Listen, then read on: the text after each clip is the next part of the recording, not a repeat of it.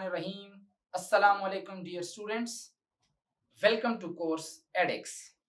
मैं हूं आपका इंस्ट्रक्टर मोहम्मद सलमान और आज का हमारा टॉपिक है टाइप्स ऑफ सॉफ्टवेयर। पिछले लेक्चर में हमने हार्डवेयर और सॉफ्टवेयर में क्या फ़र्क है ये पढ़ा था और आज हम इंशाल्लाह सॉफ्टवेयर के टाइप्स डिस्कस करेंगे। तो basically there are two types of software. The first one is system software. The second one is application software. सबसे पहले आते हैं सिस्टम सॉफ्टवेयर्स की तरफ। सिस्टम सॉफ्टवेयर्स एक्चुअली वो सॉफ्टवेयर्स होते हैं जिसको सिर्फ और सिर्फ सिस्टम के लिए डिजाइन किया होता है। मतलब एप्लीकेशन सॉफ्टवेयर अगर हम बात कर लें तो वो सॉफ्टवेयर यूजर के लिए डिजाइन होते हैं, यूजर को फैसिलिटेट करने के लिए डिजाइन होते हैं, जबकि ये system software are design for system, ताकि वो सिस्टम को ऑपरेट कर सके, उसको चला सके, उसको कंट्रोल कर सके, उसको मैनेज कर सके। इसके अलावा जितनी भी एप्लीकेशन सॉफ्टवेयर्स हैं उनको एग्जीक्यूट करने के लिए, उनको चलाने के लिए भी सिस्टम सॉफ्टवेयर का होना लाजमी है। अगर आपके कंप्यूटर में कुछ सिस्टम सॉफ्टवेयर्स, यानी स्पेशली मैं ऑपरेटिंग सिस्टम की बात कर रहा हूं, अगर वो नहीं है तो आपका एप्लीकेशन सॉफ्टवेयर भी एग्जीक्यूट नहीं होगा, उस पे फिर वो नहीं चल सकता। सिस्टम सॉफ्टवेयर में हमारे पास operating system, device driver, utility softwares and language processor यानी ट्रांसलेटर मौजूद है। तो इसके सबसे पहले टाइप्स की तरफ आते हैं, that is operating system. Operating system नाम से पता चलता है सिस्टम को ऑपरेट करने वाला, चलाने वाला। अब अगर आपको मैं कह दूं कि लेट्स सपोज एक इंसान है, उस इंसान के जिस्म के बहुत सारे कंपोनेंट्स हैं, हाथ है, कान है, आंखें हैं, नाक है, पांव है। हर एक कंपोनेंट का अपना एक काम होता है। हाथों के जरिए हम अपना काम करते हैं, आंखों के जरिए देखते हैं, कान के जरिए हम सुनते हैं, नाक के जरिए हम सूंघते हैं। अब अगर इसमें एक कंपोनेंट ने काम करना छोड़ दिया, लेट्स सपोज आपका हाथ जो है वो टूट गया, तो इससे आपके नजरों पे कुछ असर नहीं पड़ेगा। अगर आपकी आंखें काम नहीं कर रही तो इसका मतलब ये नहीं कि आपके पांव भी काम नहीं कर रहे। इसी तरह कंप्यूटर सिस्टम के भी बहुत सारे कंपोनेंट्स हैं, कीबोर्ड है, माउस है, हार्ड डिस्क है, रैम है। अगर कीबोर्ड ने काम करना छोड़ दिया तो इसका मतलब ये नहीं कि आपका माउस भी काम करना छोड़ देगा। लेकिन अगर आप उसी इंसान की बात कर लो, सारे कंपोनेंट्स ठीक है, लेकिन उस बंदे से आपने रूह निकाल दी, फिर एक भी कंपोनेंट काम नहीं करेगा। इसी तरह अगर कंप्यूटर से आपने ऑपरेटिंग सिस्टम हटा लिया, विंडोज उसमें नहीं है, तो फिर आपका कंप्यूटर काम नहीं करेगा। तो operating system is also known as the soul of computer system.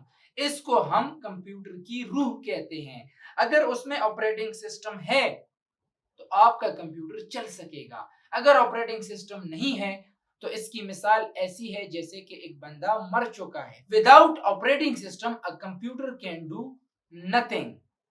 Operating system के बगैर आपका कंप्यूटर कुछ भी नहीं कर सकता। ऑपरेटिंग सिस्टम हमें एक कन्वीनियंट एनवायरनमेंट देता है, एक इजी माहौल हमें प्रोवाइड करता है कि जिसमें हम अपने प्रोग्राम को एग्जीक्यूट कर सकें। कुछ ऑपरेटिंग सिस्टम्स मैं आपको बताता चलूं, इसमें है विंडोज, लाइनेक्स, यूनिक्स, डॉस, ये सारे हमारे पास ऑपरेटिंग सिस्टम्स हैं। सेकंड नंबर पे हमारे पास आता है डिवाइस ड्राइवर्स। सो डिवाइस ड्राइवर्स भी सिस्टम सॉफ्टवेयर है जो कि आपके हार्डवेयर को रन करता है, उसको कंट्रोल करता है। जैसे कि एक बस अगर मौजूद है तो उसको उस बस को चलाने वाले ड्राइवर की भी जरूरत होगी। ड्राइवर क्या करेगा? उस बस को चलाएगा।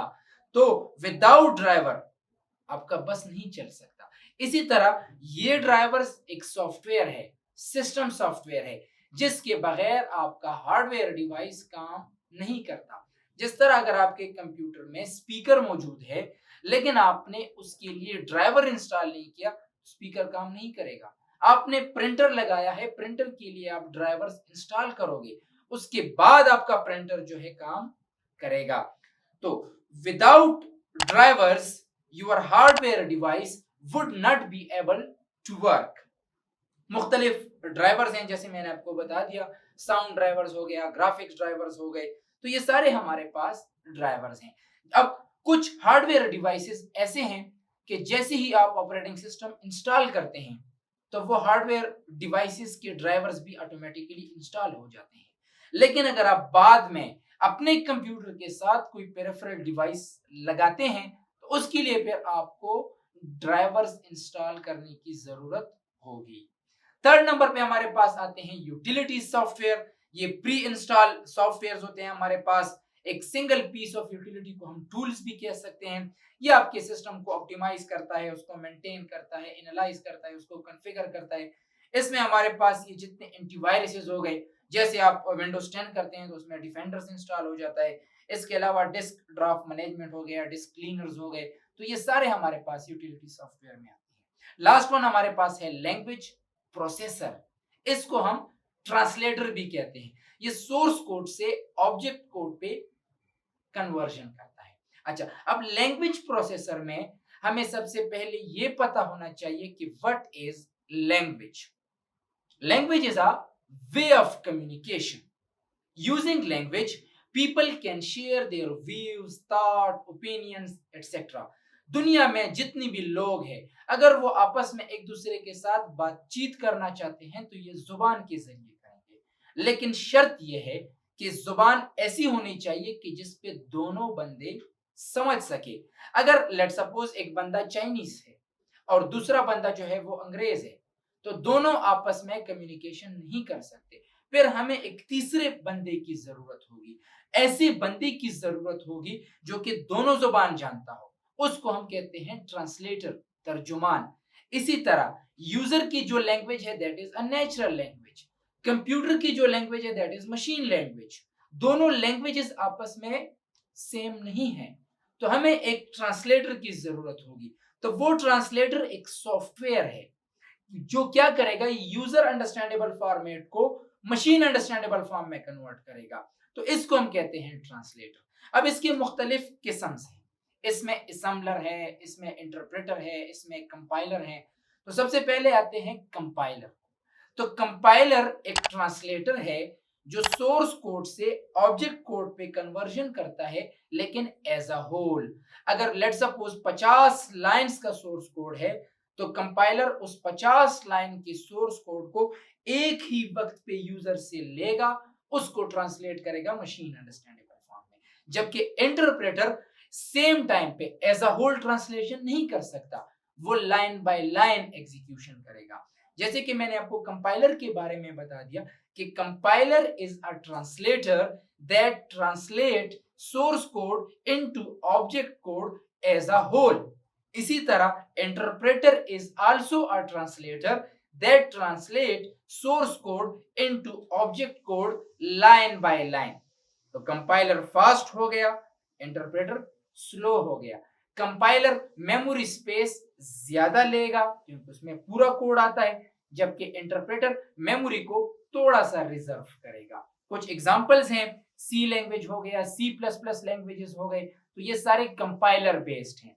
जबकि पीएचपी हमारे पास, जीडब्ल्यू बेसिक्स, ये इंटरप्रेटर बेस्ड हैं। इसके बाद आते हैं असम्बलर की तरफ। तो assembler is also a translator, लेकिन ये असेंबली लैंग्वेज के कोड को मशीन अंडरस्टैंडेबल फॉर्म में कन्वर्ट करता है। जैसे कि आपके सामने एक असेंबली लैंग्वेज का एक कोड है, बीच में एक असम्बलर है, एक ट्रांसलेटर है। वो असेंबली लैंग्वेज के इस कोर्स को उठाता है, इस कोड को उठाता है और मशीन अंडरस्टैंडेबल फॉर्म में कन्वर्ट करता है। ये था आज का हमारा topic. See you in next lecture. Thank you.